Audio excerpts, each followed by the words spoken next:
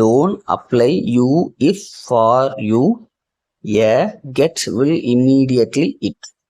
இப்போ இதுலேருந்து என்ன சொல்ல வந்திருக்காங்க? லோன் கடன், அப்ளைனா விண்ணப்பிக்கிறது, நீங்கள் இஃப்ங்கிறது அப்படி செஞ்சால், கெட் வில் இம்மீடியட்லி அப்போ உடனடியாக கிடைக்கும் அப்படிங்கிறதா. இது என்ன சொல்ல வராங்கன்னா, நீங்கள் லோனுக்கு விண்ணப்பிச்சிங்கன்னா உடனடியாக உங்களுக்கு என்ன செஞ்சிடும்? கிடைச்சிரும் அப்படிங்கிறத தான் சொல்ல வராங்க.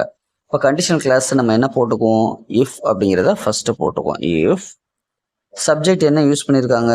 யூ. விண்ணப்பிச்சதுக்கு அப்புறம் தான் என்ன செய்ய நமக்கு கிடைக்கும். அப்போ எது ஃபர்ஸ்ட் வரணும் அப்படின்னம்னா விண்ணப்பிக்கிறதா. இஃப் யூ அப்ளை எதுக்கு? For A loan. ஒரு லோனுக்கு நீங்க விண்ணப்பிச்சிட்டீங்கன்னா சரிங்களா, என்ன கிடைச்சிரும்? உடனடியாக உங்களுக்கு அது கிடைச்சிரும். அப்ப அகைன் நமக்கு subject you will get. You will get எது? இட்டுங்கிறது எதை குறிக்கும்? லோனை குறிக்கும். யூ வில் கெட் இட் எப்போ கிடைக்கும்? இமீடியட்டா கிடைக்கும். You will get it immediately. So answer என்ன வரணும்?